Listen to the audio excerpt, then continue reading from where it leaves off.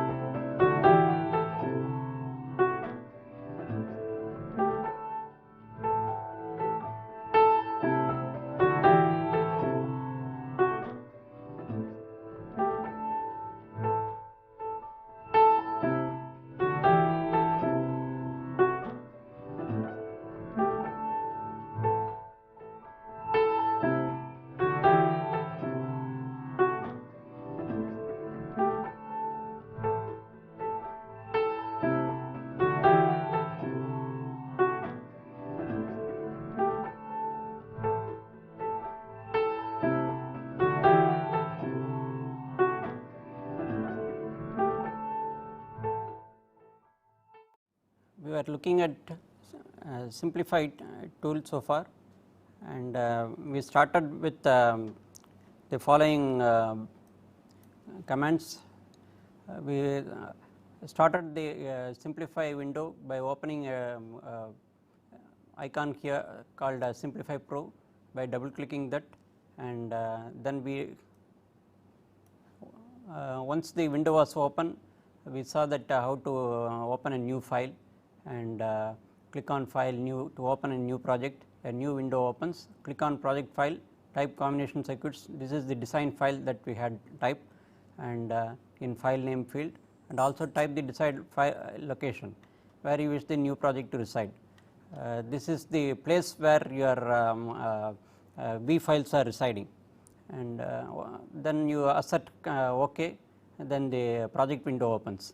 This is what we have already seen here. This was the main window that we had.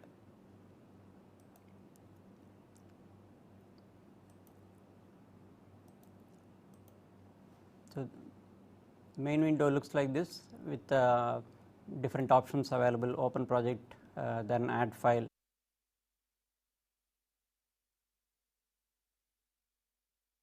and once again you have a file, edit, view, project, and so on. And P is also for project, you can open the project from that also. And so this is the window that we had already seen here. That is what we have seen just now.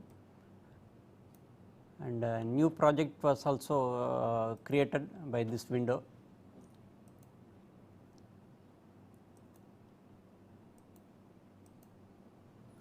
So we used this project file and then gave the combination circuits, identifying the design file, and then the entire path is shown here, and finally we said OK, and the new project was opened.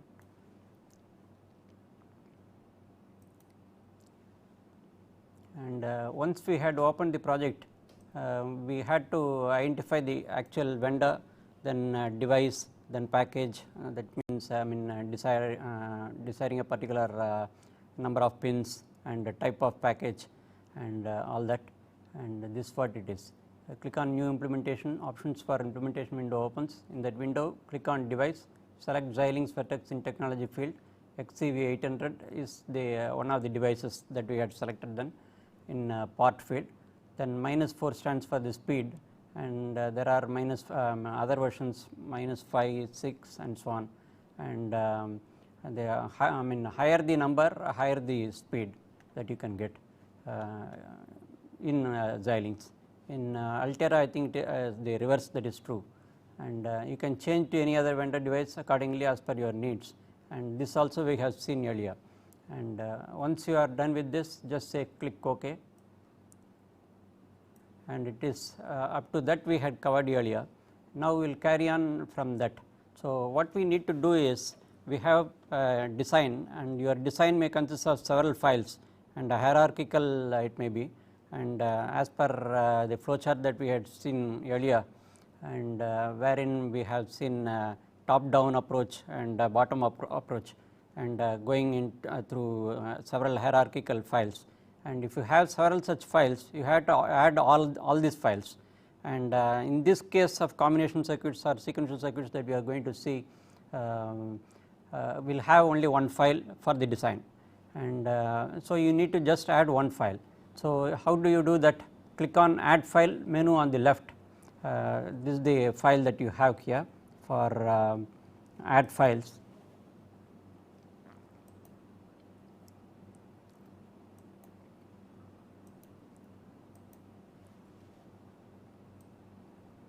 So this is the window that opens when you say, when you click on add here, you have an add file here. If you click on this, window opens. In this you have quite a choice to choose from. I mean, you can move by clicking this, or clicking this you can go up the folder, folder by folder you can go up, and if you click here you can go down if you wish, and you can just by clicking at appropriate points you would land up in the decide folder wherein all your design files are residing.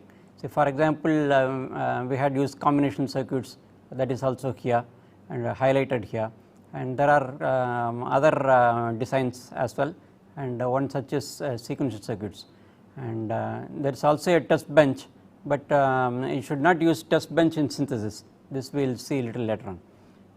So as far as this window is concerned, so once you have selected the design file, one after another you will have to click. So first, since this design has only one file, we just click on this here, and the same name will be replicated here, and it just says whether your file is a .v file or .vht. .vht stands for the VHDL, another HDL we have already seen, and you can whether it is .v or .vht, it is all same here. So this .v or .vht will discriminate what they are, and the entire path is also mentioned here, and you can see that it is VLSI design verilog in the last folder, and in which this design file is located.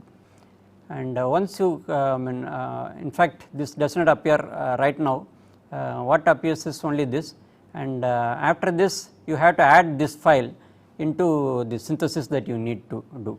So what you do is just click on add. Upon clicking you get this here. So that means to say this particular design is included in your list of files, and like this you can go on listing as many number of files there are in your design. And once you have done this, just say if you want, suppose by mistake you clicked on the wrong design and file, so you can go highlight them by clicking on that and then say remove.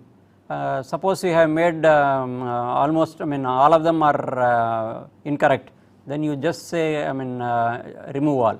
So it will remove all the thing, and once again you can add. And another approach is you can click on using control, and you can, or shift, so and you can select more than one design files, and then finally say add all. And normally what you have to do is you have to follow some hierarchy here also in the design files. So you start with the lowest level and then go up gradually one after another. So that is the way it should be done. So it's preferable that you add these files one after another by using just add. Click one file, then just say add. In this fashion you can keep adding more. And right now this particular design has only one file, so we don't have need all the details that we have already seen, yet for the sake of completion I have given that. And again, coming back to the summary that we have had, it just summarizes what we have just now seen. Click on add file menu on the left, select files to add to project, window opens, click on the decide design, say combination circuits listed in the window, also click on add button on the right to include the design file, and the selected file is displayed, click OK. This is what we have seen. In this manner, add all the files in your design. While adding files, add starting from the lowest level of files going up to the top design file. This is what we have already discussed. And we have also said you should not use a test bench in this, because test bench is meant only to test your design and it is not part of the design. So, there is no meaning in synthesizing the test bench. So, many beginners do the same mistake of including the test bench and then land up in trouble. It may give lots of errors or warnings, and therefore, be on the caution. So, that is why here it is said never use the test bench for synthesis, only your design is valid. Alternately, make sure that all the submodules of your design are included in the top design. So, this also we have already seen. I mean submodule in sense the hierarchical files that you had just now seen.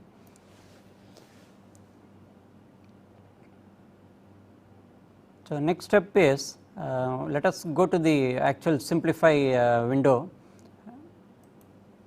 So, this is the window that we have which is already open, and we have seen that we have to open one of these revisions also. So, let us say we have this already open. So, let us next step is we have to mention what frequency we want to synthesize. That is to say, your combination circuits, which is a hardware design, at what frequency it should function. So, this is only a desire that you are going to express. Say if I say 100 here, it means your desire of executing your codes at 100 megahertz. Mind you, this is only a simulated situation, but in synthesis what you are going to get is analysis of your design to find out whether find out the suitability for this frequency that you have chosen, and often that you may choose a high value and what the synthesis may report may be much lower. That is to say, because of the internal gate delays etc., it may not be in a position to offer you this much high frequency of operation.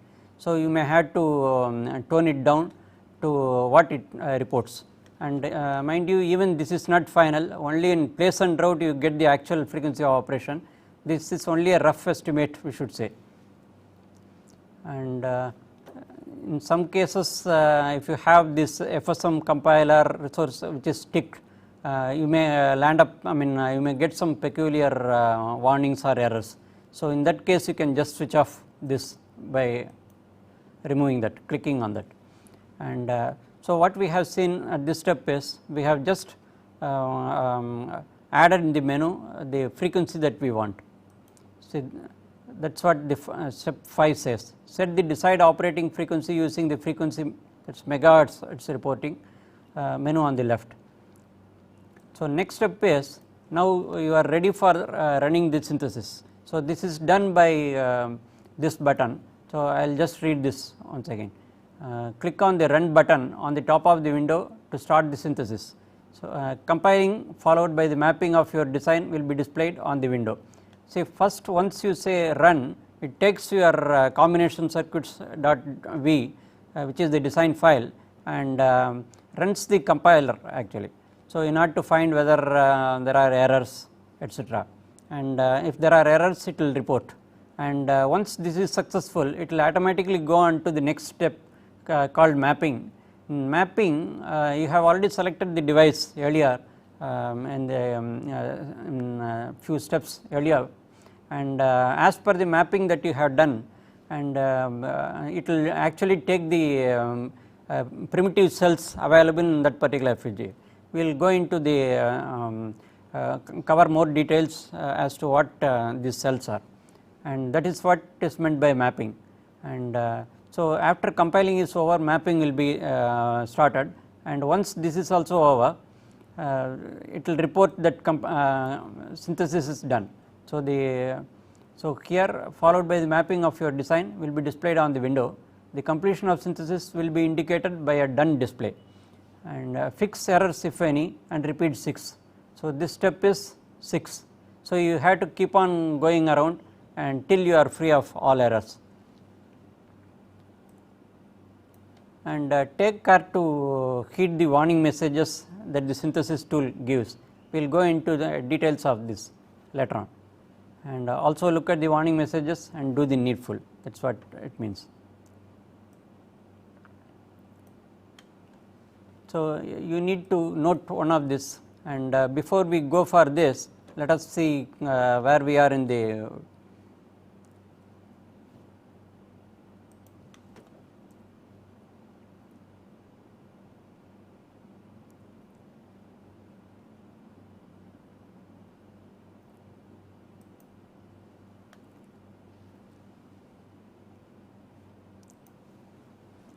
this is the simplify window. This is the live window, and we have already mentioned 100 megahertz. It is written as megahertz here, and you can see one of these windows hopefully. So you can see the zoomed version. So frequency megahertz. So what you can do is, if you want to change this one 1 megahertz after another, you just need to just click this up arrow. It will if you click once, it will go to 101, and every time it advances by 1, and similarly it will advance down by 1 if you click this arrow. And this what we are saying, the tick marks here it will be safer to remove. We do not really need these features for the time being, at least. So coming to the simplify window, and what we need to do is, we need to run the file. So that is what we have seen in step 6, and let us run. This is revision to combination circuits. Let us run this. So what it says is, no HDL files to compile in project combination circuits. So what we have not done is, we have not added the design file. So what we need to do is just say add file. So if you say add files, it lists all the design files here, and we need to add the design file combination circuits. So you can either double click or single click and then say add. So as I mentioned earlier, the same selected file along with the entire path is displayed here, and once this is done, say OK. So we have added in this combination circuits design file, and now let us see whether it does the job. Now you can see that it was doing the compiling, that was successful, so it went on to the mapping. So that is what is happening in the window there. So once it is done, it reports done, and if there are warnings, it would have given warnings. That means it is error free. And how do you see look into all the details? So you have what is called a log file. If you click on this, a log file will be opened, and we will go back to the command summary, and let us see where we were. So that is what we have done here. So click on the run button on the top of the window to start the synthesis. Compiling followed by the mapping of your design will be displayed on the window. The completion of synthesis will be indicated by a done display, and fix errors if any and repeat 6. Also look at the warning messages and do the needful.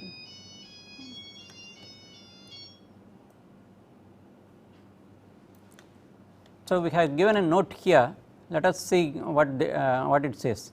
Tick right map Verilog netlist in implementation. Before we come to this step, we will go into the log file as such. So here you see a view log, and if you want, you can. So this is the zoomed version. You have a button for view log. If you press on this view log, this log file will open. So before that, what we need is, since it will be very tedious for you to have a look into this log file, because font size is not enough. So we will open one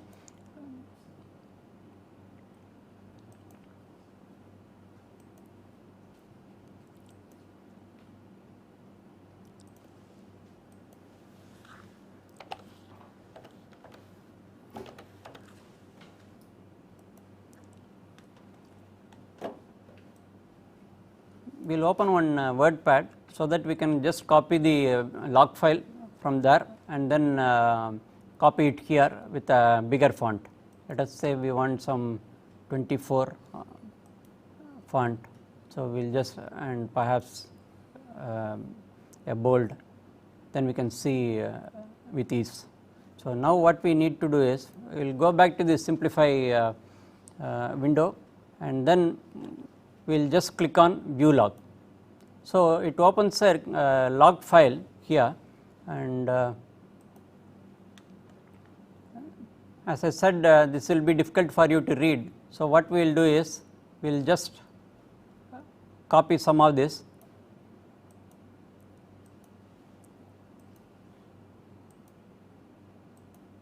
and paste it here in WordPad, so that you can view it more clearly.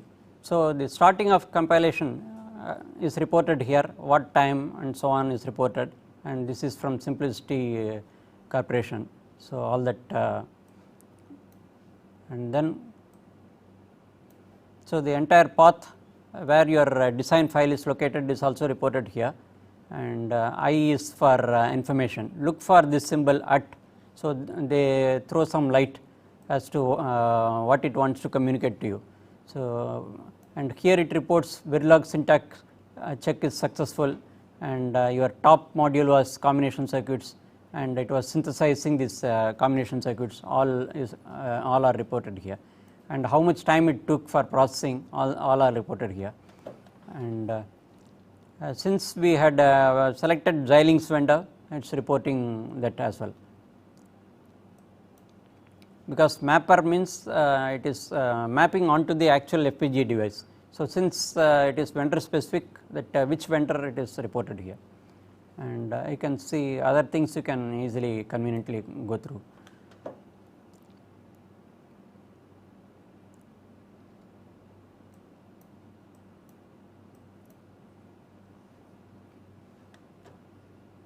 And here it reports, as I mentioned, there are primitive cells in the FPGA, such as input buffer, output buffer, and even within output buffer there are high speed buffers available. So, if the timing constraint that you had mentioned is not met, so what it does is it automatically maps onto a buffer which gives a better response. I mean your frequency of operation improves by changing over from one of these buffers, let us say one output buffer to output buffer with this extension. So, that is what it means here by this statement. To improve timing, this has been changed. This is automatically done by the synthesis tool, because it is part of the synthesis tool to do so. And once again it is all same, so I do not have to repeat. It is repeating for different signals that you have in your design. So, if you just remember more match, we had in one of the examples there, and all of them are primarily the same.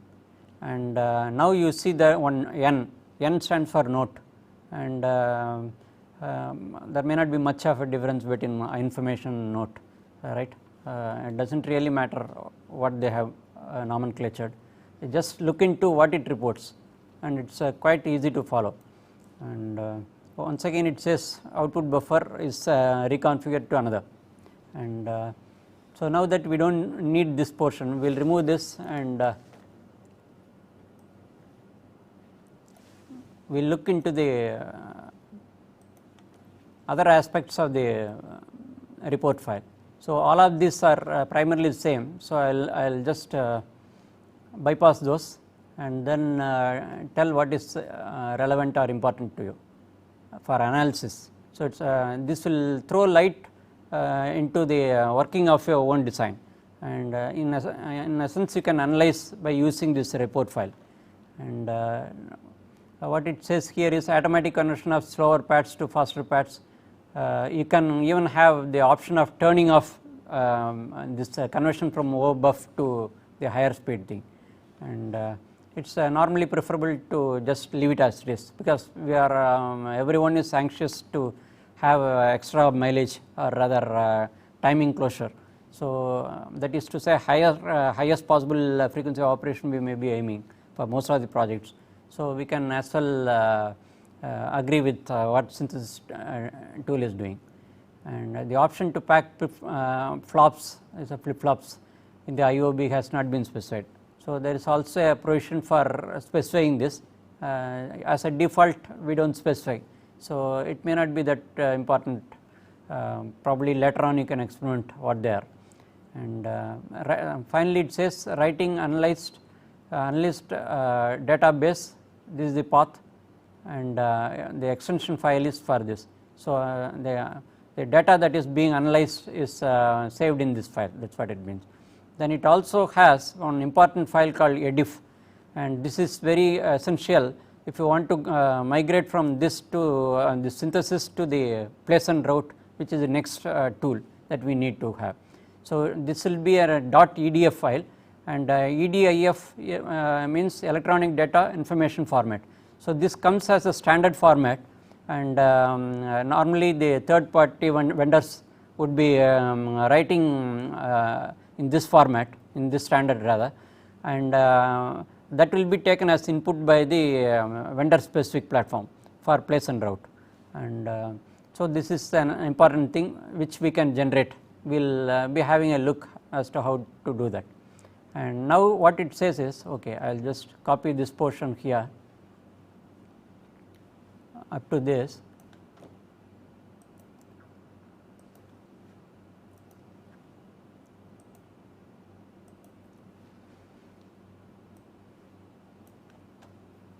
So, N is for note. Automatic conversion of slower pads to faster pads can be turned off using attribute. So, by giving this attribute it can be turned off, that is what we have already seen. The option to pack flops in the IOB has not been specified, that also. Then you have seen all this, and writing edif netlist and constraint files. Constraint in sense the frequency that you had asked for is basically a constraint, and associated timings are also available, right. You can it creates these files as well. So, then what you have is the starting of the timing report. So, now we have already seen that one more I want to show you.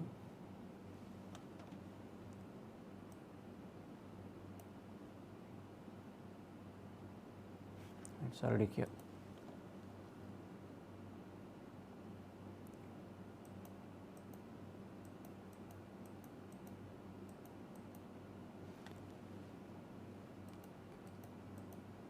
So, these are all the combination circuits we have seen earlier, and before we can also see view the schematic etc. When we come to that, we will have a comparison of that.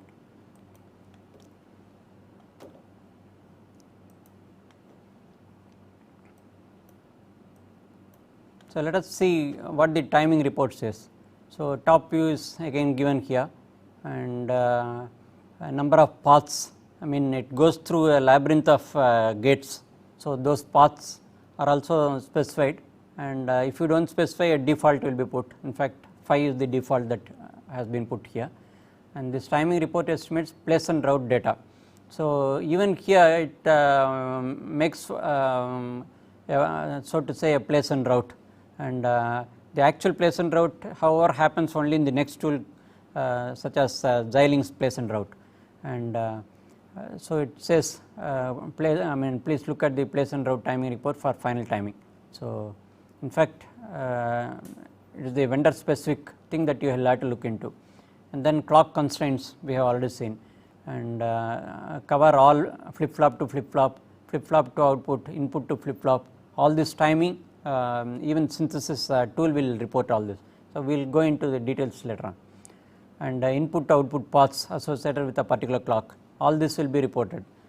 These are all very essential if you want to really make a serious design as such, because if you want better performance in terms of frequency operation, so you need to know how much delay it has taken for a particular path, and it may so happen that only some paths are very critical, and they are the ones which are really slowing down your operation. So, having look into that, insight into that, so you can see how to redesign so as to improve the timing, and in future we will see how to improve the performance.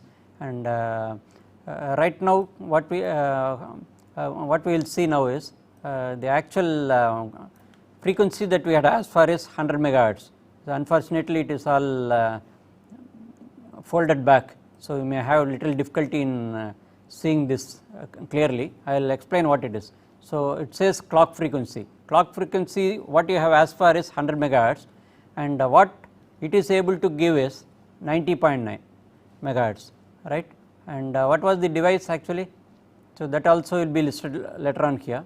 So we will go to simplify window. If you see towards the end,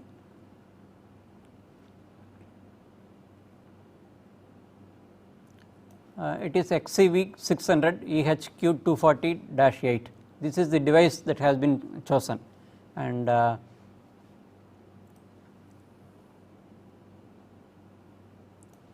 so looking at this window, these are all clearly laid out.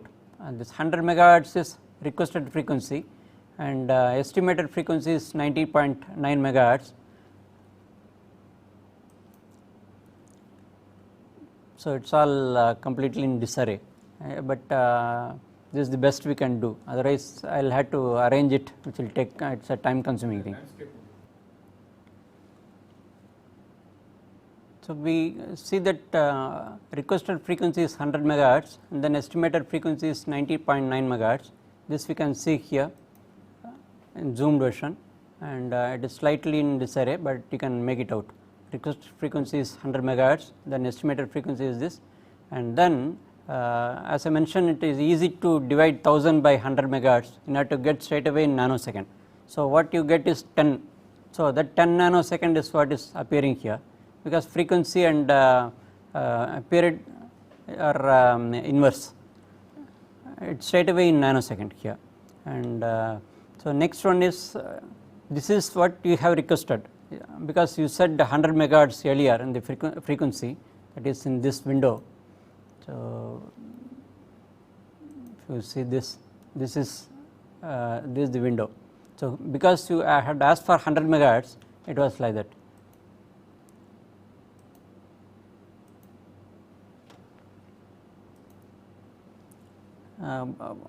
But it could meet only 90.9 megahertz because of the gate delays and so on.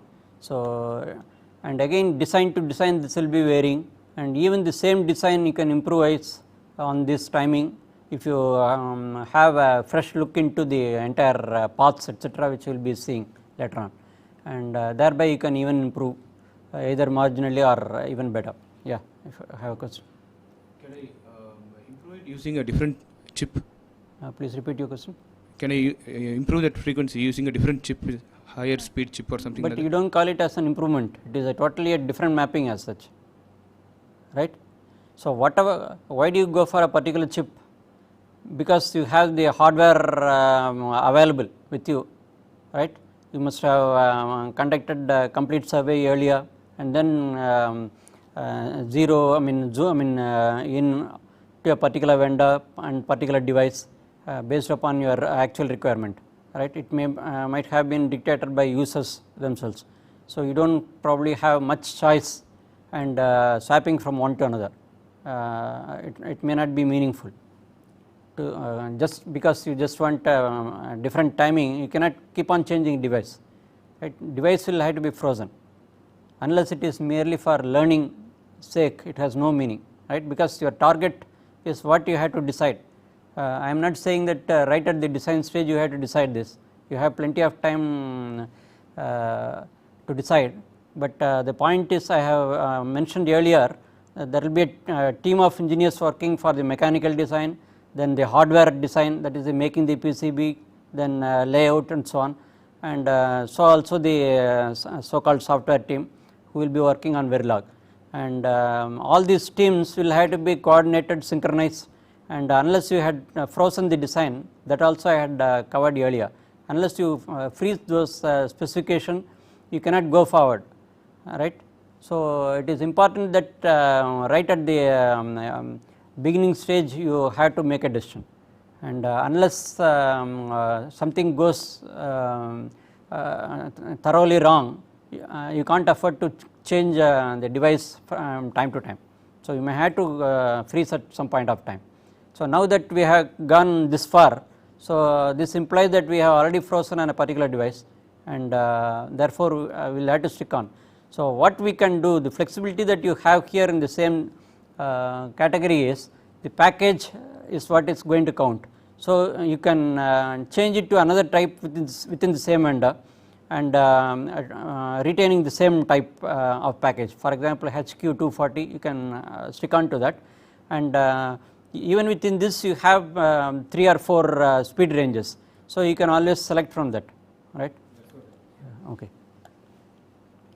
So, what we see is corresponding to a 90.9 megahertz operation which it has reported, and even this is not the final thing. What will be reported by the place and route tool only will be the final thing, right, that we will see later on, and this particular frequency might come down in that I mean say Xilinx tool, for example, for place and route, or it may even go up.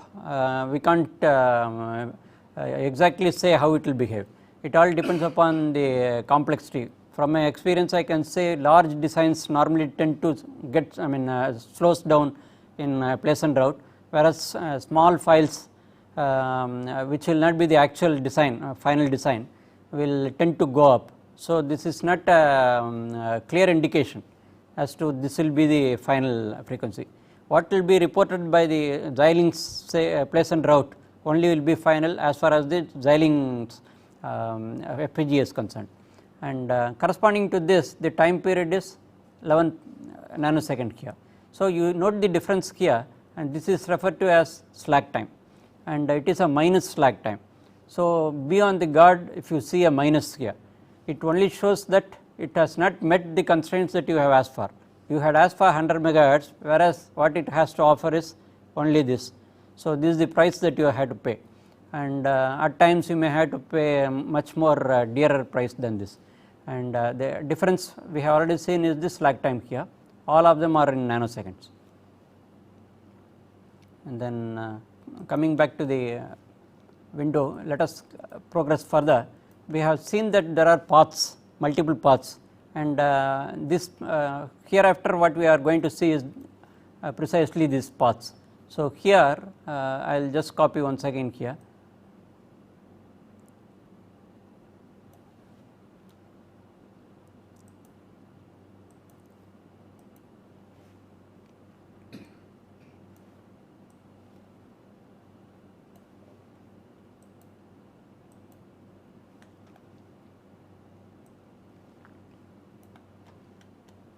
So, what you see here is this is a report for input ports, all input ports in the particular design. You remember that we had used ABC as input, then I0 for mux and so on, right.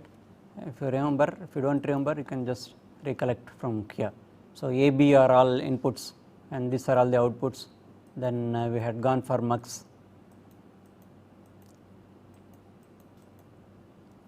all I0, I1, you can see this is a 4 input mux, then 8 input mux and so on. So, when we see this, that is precisely what is reported here, input ports first, then followed by output ports, and all the signals will be reported, and we will see one after another all this. So, first thing what we are looking at is these inputs, and you can see here what does it say. So, where is the starting point? What we are going to see is what is the path it travels, a particular signal, how it goes, and at every point of time how much delay is caused by the cells or gates or whatever the what they call is cell in FPGAs. So, we will go into the details, and to start with, this is for ABC, all these are inputs here, and now so these are all mentioned as 0 because that is start for this, and how much time it takes to come out of the input buffer. This is not clear from this, I think it is input buffer, but we will confirm it later on. So, what is important is it gives the time here, actual delay it has taken place. Naturally it might mean some either the net or some buffers, and these are all in nanosecond. And so you see here slack time is also reported. Slack is what we have already seen. So you have asked for one thing and what has been achieved is another. So the difference is what is called slack, and the two columns you would notice to be same. So it merely lists all the inputs here, and some of them are negative. So let us find out why they are, and right now details are not enough here, and to find out what it means, whether it is a net delay or the gate delay. And for all the signals it is reporting here. And next is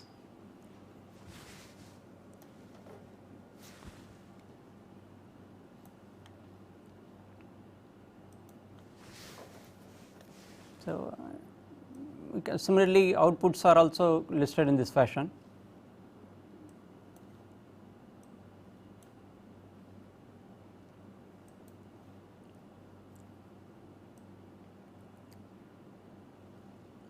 Some you can see.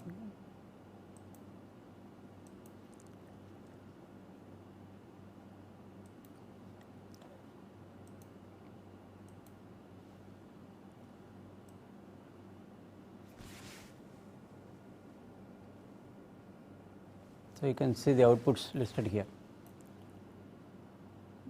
and the arrival time, that means data delay is what is mentioned here, and we had asked for this is the output. So it has taken it has started at a particular reference point. Starting reference point is given here with reference to a clock, right. Of course this combination circuits has no meaning with reference to the clock as such, but since no reference was there, it has taken this as reference by default. So what it takes is the D naught manifests only after this much time. So whereas you have requested 10 nanosecond, so the difference is slack. Note that they are all positive slacks here. That means you have still cushion in this. So you can jack up your frequency of operation as far as these outputs are concerned. So from this like this, if you analyze each and every output, you will know where negative slack happens. So they are the points that where they are the critical paths that you will have to reconsider designing. So you can see these are all the inputs we have already seen.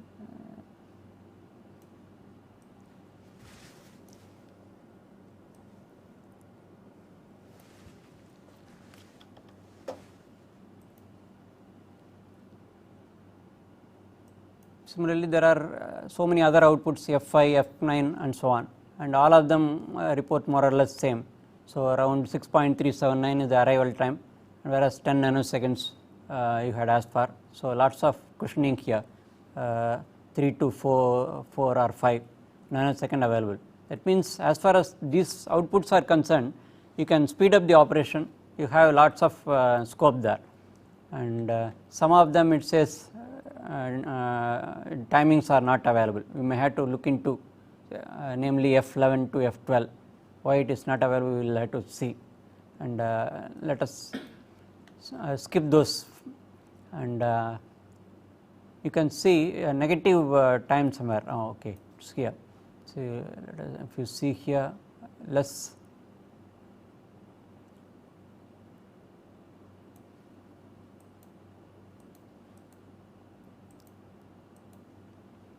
you can see here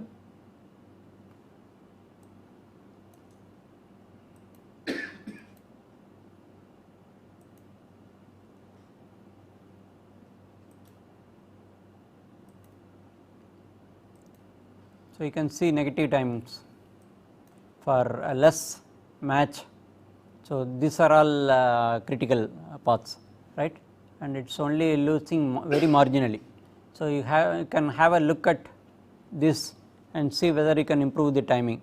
So if you can't improve the timing after doing your best, probably you had to tone down your frequency of operation, or you may have to go for a higher speed version.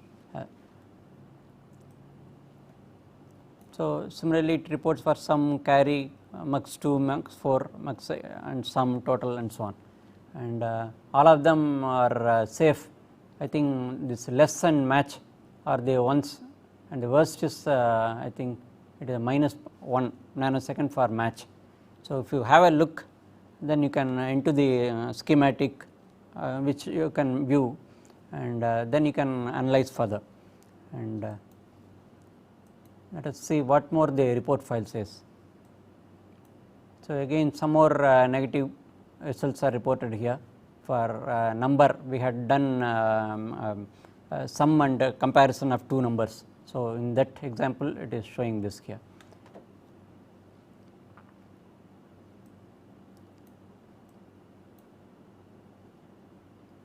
And once again same match etc. reported here.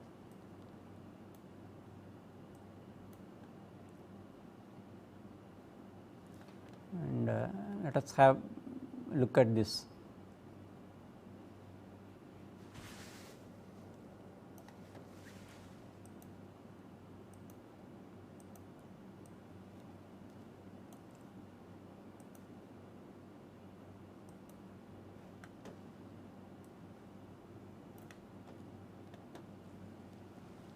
So, here it says for path number 1 whatever, so it is mere a number here to keep track of how many paths, and the required time is 10 nanoseconds, and slack it is mentioning here. The total propagation time for this signal, this is signal, which signal let us see. If it says here the starting point is for number 1, and it is a 8 bit, and ending point is match here, right. And even with this actually the problem that was encountered is not for all the bits, but only for a bit 0 bit here, and this is the start and this is the end match. So, number 1 it is only finding a match between two numbers, that is what we have already seen here.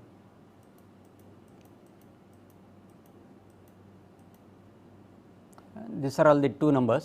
So, when a match is this one? No.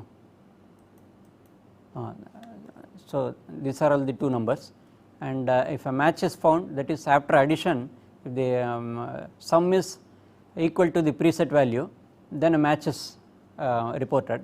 Otherwise, if it is greater, more, and if it is less, then less goes high. So, that is the actual circuit that we had coded, and for which we saw, and the synthesis report is here for that particular thing. So, what we had is number 1 and 0 bit, it has 7 through 0 8 bits totally. So, the problem that is associated, I mean the path which is critical, so is for 0 bit.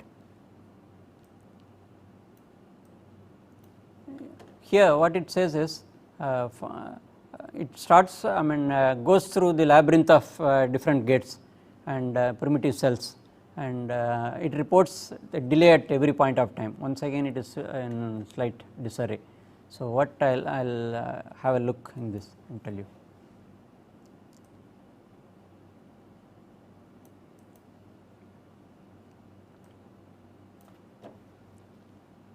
So, this is number 1 and 0 bit in question. So, that is a net. So, type means it is a net. So, type is net here, this is the 0 bit in question, and then what you have is, so next one is pin number it reports, whether that particular thing is an input or output, or if it is a net, neither of this. So, that is what is implied here. So, number 1 0 is reported there.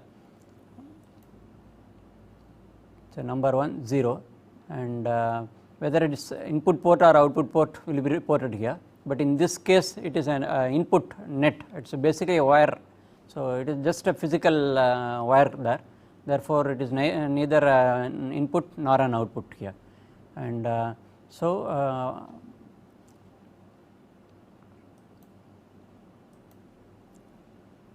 the next one is so the direction, pin direction is in or out, it echoes the same thing. And next one is an important thing which says the delay associated with this. For example, this number 1 is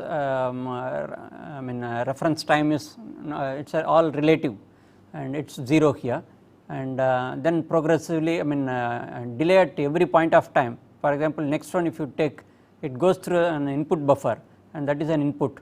So, it travels via the net, and here it reports no delay there, net delay it has not reported here, say actually this is the one. So, this is for the net input of the buffer.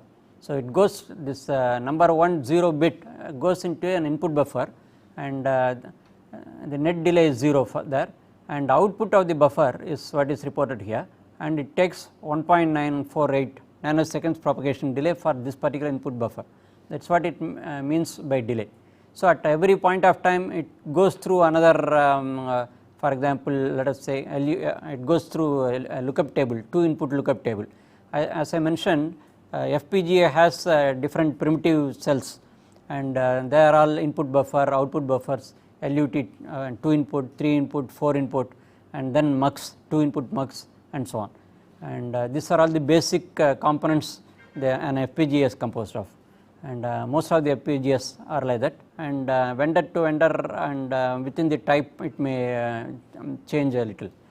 And so, what you see here is the number 1 will finally manifest as some output such as match, but it will have to go through a number of gates such as I buff, then LUT 2, then mux, and so on, and at every gate or cell what you call, there will be a delay associated with that, and that is what is reported here.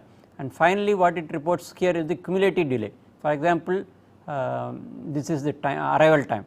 So, if you started with 0, then first gate contributed to 1.9, and so is the case with the cumulative delay. So, the next one, that is LUT 2 contributed to 1 nanosecond. So, this is cumulative, this and this gets added up, and so on it goes to finally reach the match, and when it does, it has taken 11 nanoseconds. So, in this fashion you can analyze any of the circuit of your design, and then make a decision as to whether you can rewrite your code so that you can improve the speed. So, we will continue with this in the next class. Thank you.